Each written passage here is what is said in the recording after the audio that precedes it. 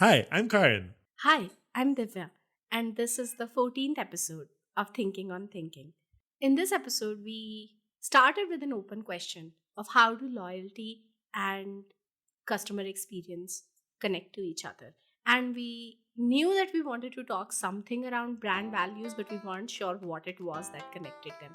But somehow we waded our way through this entire conversation, and we think that we have arrived at both an interesting insight around what makes people loyal to a particular brand, and we have also arrived at what we could be doing with our podcast in future. We hope you enjoy this episode.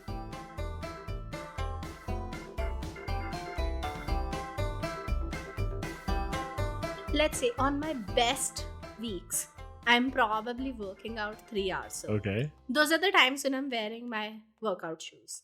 But the fact that they're so amazing makes sure that I'm gonna buy my next pair of shoes from Nike as well. Huh. I'm doing a lot of other things while I'm working out. Like I have clothes, like I haven't settled on clothes for workout, which are perfect. I'm still rotating through things, nothing feels amazing. But like the shoe decision just feels like, I'll just buy from this brand again and again and again. What did you start using Nike Run Club first, or did you start buying Nike shoes first? Guess at the same time. Completely at the same time? Maybe Nike Run Club, maybe Nike Run Club first. But we are a Nike household. So everyone in our house has Nike shoes. But I've tried like before this I had Puma shoes. And much before I had Reebok. But I didn't like any of those as much as I like the Nikes.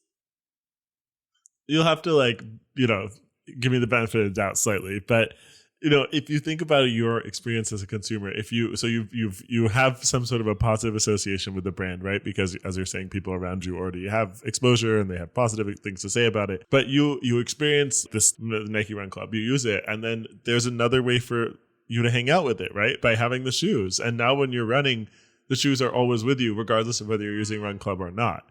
Like it's just the brand has created multiple ways for you to kind of hang out with it.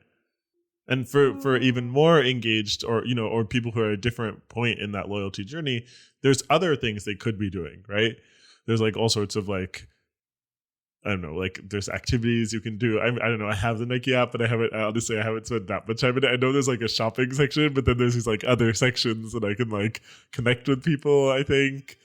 I mean, like, I'm not as attached to any of I those know. I don't things. think you're on that point in the journey. What I'm saying is that other people who want to go further on that journey or who are at a different place, they have those other ways for them to be spending time as well.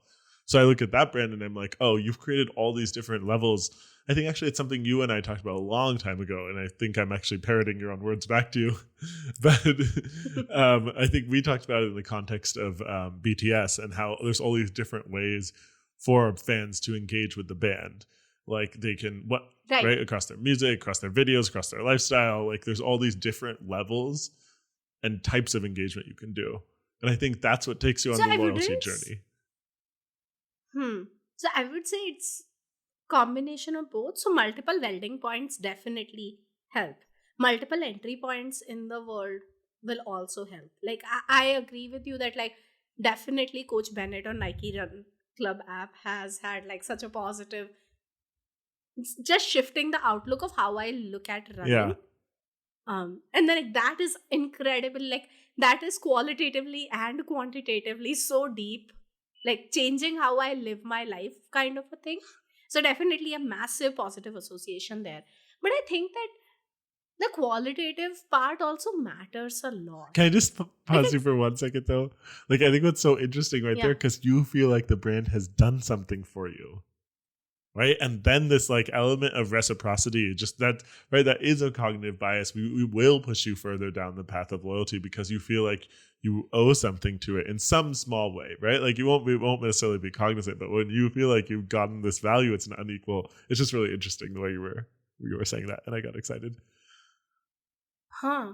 No, that is very fair. I also feel that way about BTS. I was telling my partner recently that I don't think I could have gotten through the first part of pandemic without BTS. Like I just kept listening to like my favorite song. I heard it 500 times the first month. Wow. Like it was obsessive degrees. But I know that like their music made me so happy. Yeah. But you're right. Like I got so much joy out of it that I was like, I'm gonna be a fan. And sometimes all it means is that you're willing to give it more of the benefit of the doubt further down the road, right? Because you have this, Yeah. you're like, oh, when you have a negative experience, you're like, oh, must have just been a one-off. Whereas if you haven't have this goodwill built up, then, obviously it'll affect the relationship more. I mean, like how J.K. Rowling initially got a lot of benefit of the doubt from all the Harry Potter fans who were like, so many people. Maybe she's confused. Yeah. She's an old lady. Maybe she doesn't understand things. And maybe she'll stop soon, and then she just won't stop. I mean, yeah. She's a billionaire. Nobody can stop her. Yeah. I mean, she can stop herself. But yeah. Well.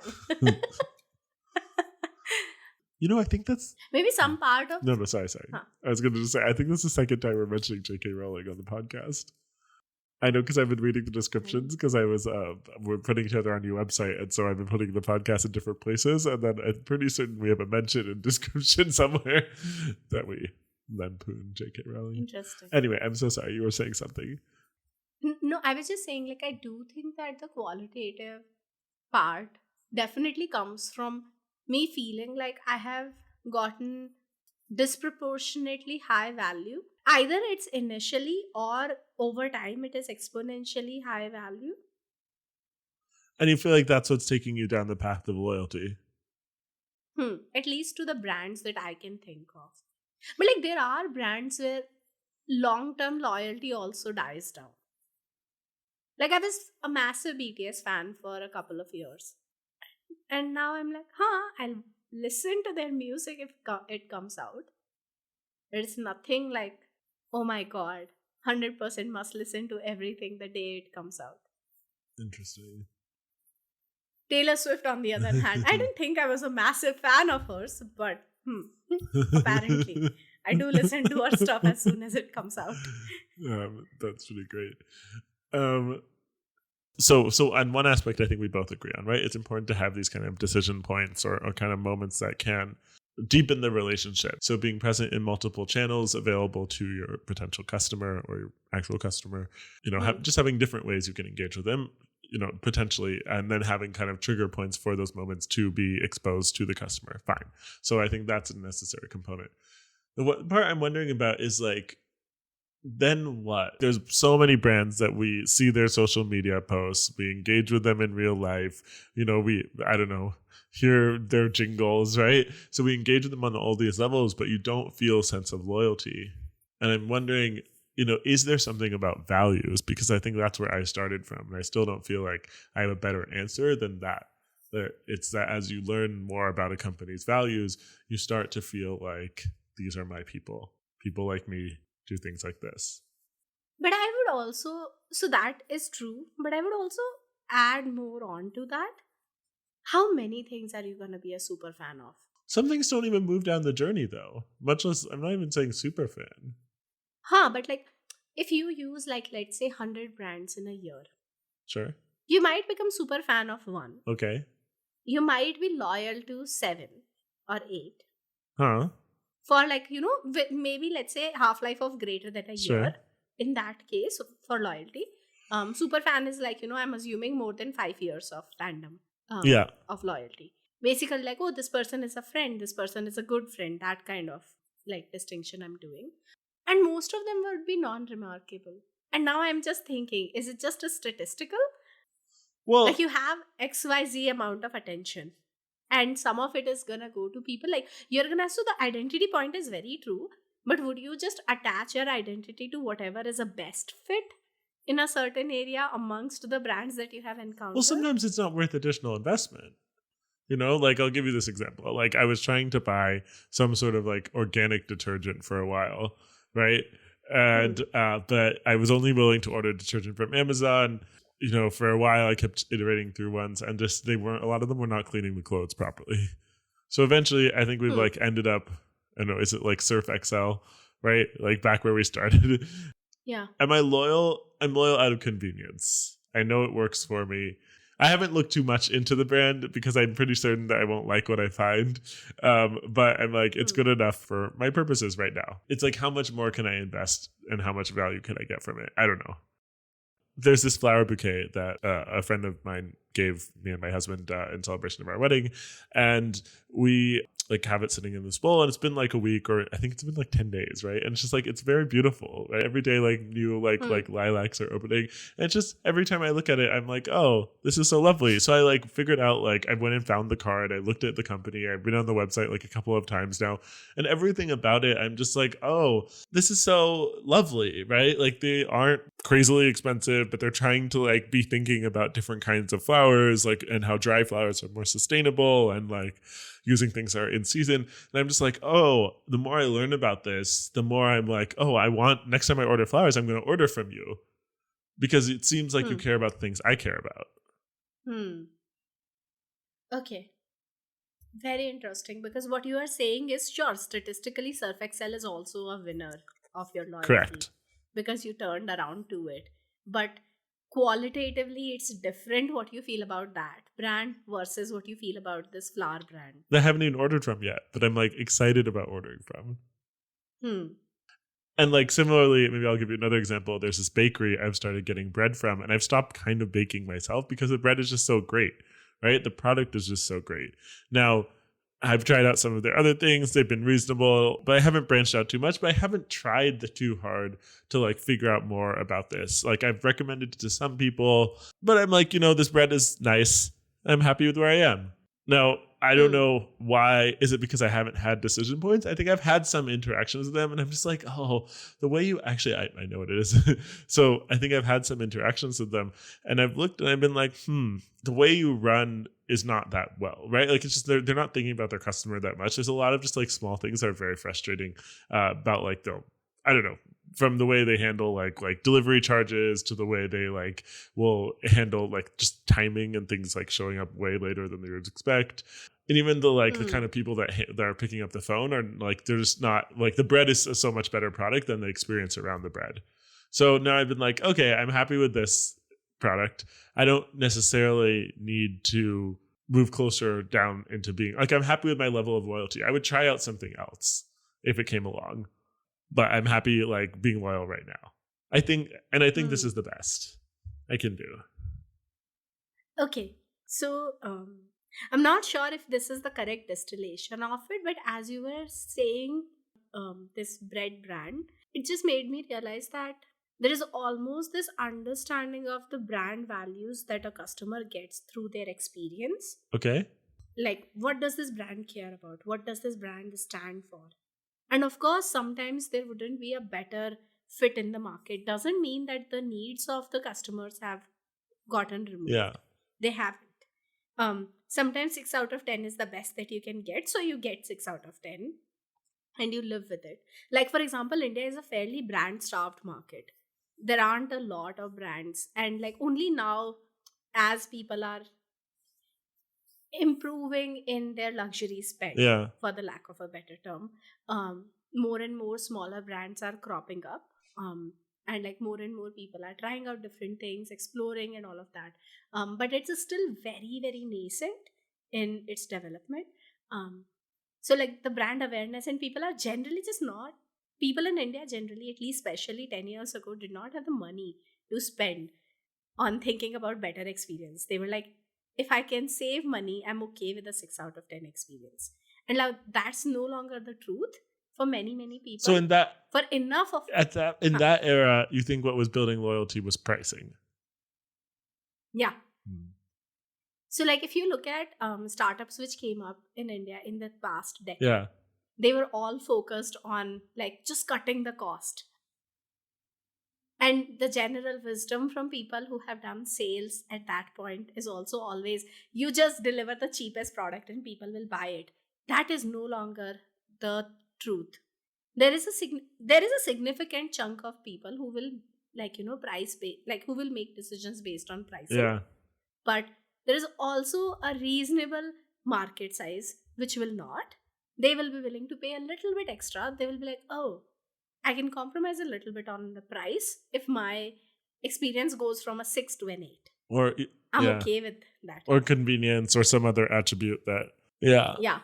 Interesting. Like, so I would say that like people are generally thinking about, even in the first case, the value that the customer holds is cost, and the brand that shows that low cost is what we can offer, that is the thing that we value. Those are the brands that people are going to be most I guess loyal to, or inclined to purchase from, or inclined to build a relationship with. And as the market evolves, and so the customers values evolve, the brands which have those newer values and can communicate those newer values in their customer experience are the ones that are able to build that bond. Which also means that like the market segment that has the values that you also have is going to be the market segment that has the most chance of building loyalty. So, for example, even today, I'm sure that there would be people who would be like very going hard on what is the cheapest thing, Yeah. right? Like price is their highest value, right? That's their P0. But that market is not no longer 90% of the market. That market is maybe like, 60% of the market. Does that feel satisfying to you, or does it feel like a dissatisfying resolution? No, it's not dissatisfying. I mean, I just wonder if it's enough. I think, for example, in the way like we've started thinking about models and how you can bring different models to kind of help you break down problems in different ways. Like I think there's so much to that, right? And I think actually now that I've been organizing some of our podcast episodes, I think 6 different episodes talk about mental models in some way or form. And I think here, I feel like this is kind of an insight. I don't think people are brands, like companies are thinking this way. Like, for example, I was meeting with someone over lunch today, and he was talking to me about how he's trying to grow his business, and he has a lead generation tactic right now, but it's a big thing. So his business is in film, and so what they do is they go out and do like big wedding films, but those wedding films they take forever to edit. It's, it can take almost a year sometimes because there's so much footage. So doing more than 2 to 3 a year is very hard. What he needs is to be able to do smaller things that are not going to take so many hours to edit, and to be able to like have sustainable revenue coming into the business. Now, like we had a great conversation, but we didn't think about the thing that we're talking about right now, which is like what will make people be more loyal to you. And I think if people can understand your values, if your customers can understand your values as they're exposed to you, that is what's going to take them onto that loyalty ladder, where then they're going to become your advocates and not just be like, oh yeah, it was a great experience working with you. Hope you have a nice life. Do you think that that is because people don't have that lens, or is it even more fundamental as a problem? Because I'm not sure if people understand what they value, whether within themselves or within their business. No, I don't know if I agree with that. I think that most businesses, you can kind of get a sense of what they value pretty quickly, right? And when I say quickly there, I mean within years of or months of starting. And a lot of times it's just a reflection of who started them, frankly, right? And what they value. Like I'll give you an example. My sister's business is very much reflects her frugality in just thinking about where money should go, frankly. So the businesses that I have been part of, particularly businesses in India, I think that there's been more of an expectation that people will speak up, which is not always true in businesses in India, particularly if you're a more junior employee. A lot of businesses do not have that expectation of you, that you'll kind of like alert when you see issues, or just even bring your ideas to the table. I think that happened relatively quickly. Because it's such an important value to me, it becomes part of the organizations, especially organizations that I'm leading, relatively quickly. Isn't it also because you are self aware? Like, I will give you, I don't know, a counterpoint to this. Sure.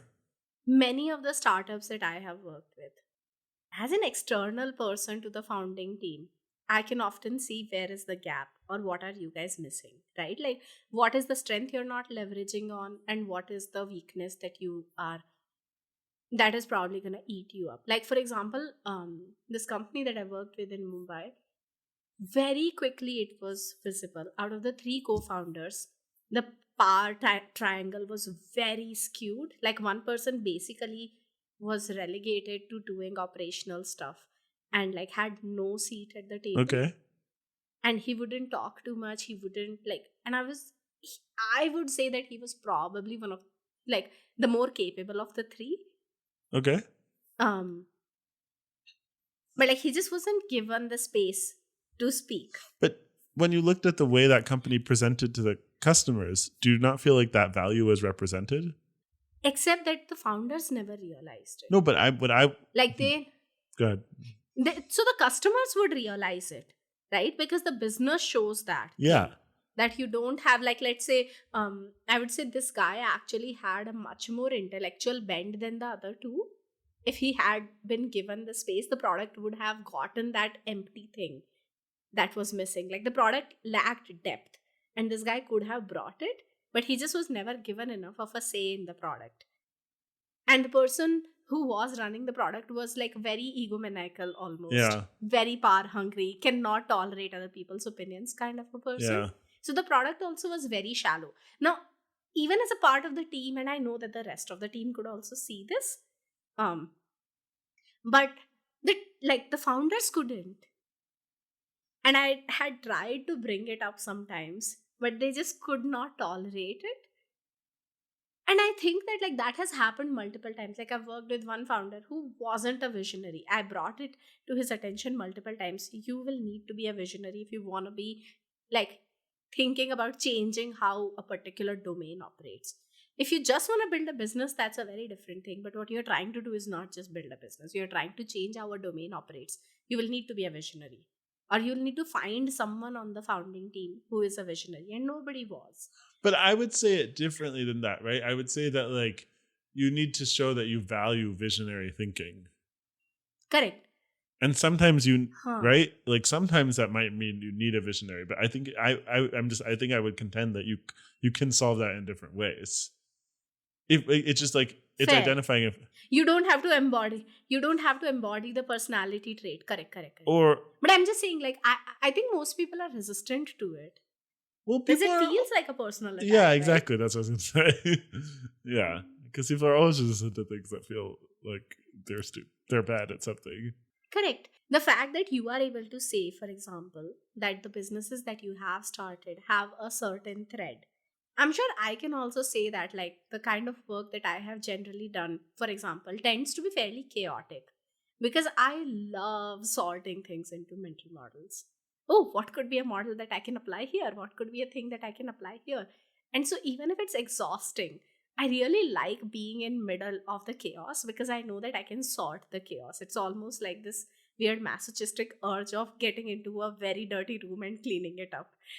But like, I don't think that everybody can do that. So this is why I feel like it is a really kind of a bigger point, but it doesn't feel like as big of a point as it is. When you're asking if it feels Okay, say more. satisfying.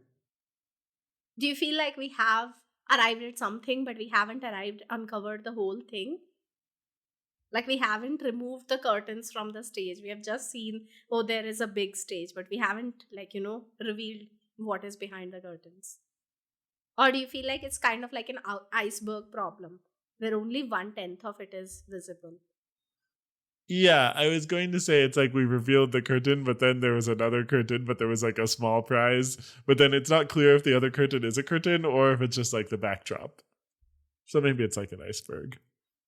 I wonder if like it would be better to spend some more time thinking about this idea. Because like I agree, this idea of like your customer is able to see through the experience what are the values that you hold true, and loyalty or connection, like deeper connection, is built through those values. If the customer has the same values as you have, or whatever, like you are able to communicate to them. um Maybe it is just a simple summation. or maybe we need to explore more and we don't know what are the different, because it almost feels like we have seen one aspect of it, but then we haven't seen all of the different aspects of how does this work. Yeah. I mean, we just landed on it like 10 minutes ago. I think it's fair that we don't understand it fully. Okay. Very well. We will take it up in future weeks. I think I like this structure of how we have been having more. It's almost like the first season was us having random conversations, and now it feels like we are bringing those conversations together into, oh, this is where it all connects, or this is where I think it it's gets because I put them all on a page with, top level headings. It's one of my special abilities. I mean, You have special we abilities started too. Don't recording feel before sad. you did that. No. I'm saying we started recording before you did that, but okay. Like we started the season before I did that. Oh, I see. Yeah. Yeah. Fair. I feel like it's like convergent evolution. Who's convergent evolution? When Oh, different yes. species develop the same solution for the same thing, like bats and birds both have wings. Yeah. I like that. Oh, maybe that is the point. So maybe what we've arrived at is the place, right? Which is that people need to be able to understand the values of the brands that they're getting closer to, and kind of taking them on that loyalty journey is a big part of that, is showing them the values. But we haven't realized how you get there yet. And there may be different ways you converge there. Oh. Huh. I don't think that we have approached that question anywhere. Yeah, that was a very good insight. That was an awesome insight. Because, like, I don't think that we have approached that anywhere, right? Like, how do you build good mental models, or how do you find the right mental model in a particular place? In this case, like, how would you communicate your values properly? What does it look like if you are not communicating them, and what does it look like when you are communicating them? That's interesting. You think of that as being a mental model. No. I was giving multiple examples. Like, even in, improving our thinking, I don't think that we have talked too much about how do we evaluate that our thinking is improving. What do we mean by improving and sharpening our thinking? I see what you're saying. Like, we have discussed a lot of what's, but not a lot of how's. Yeah. I guess. Yeah. Okay, I'm excited about that. Maybe we can talk about the next time we visit this topic. How do you converge to this place? Yeah, I like that idea. Okay, bye. Okay. Good talk. Bye. Yes, bye.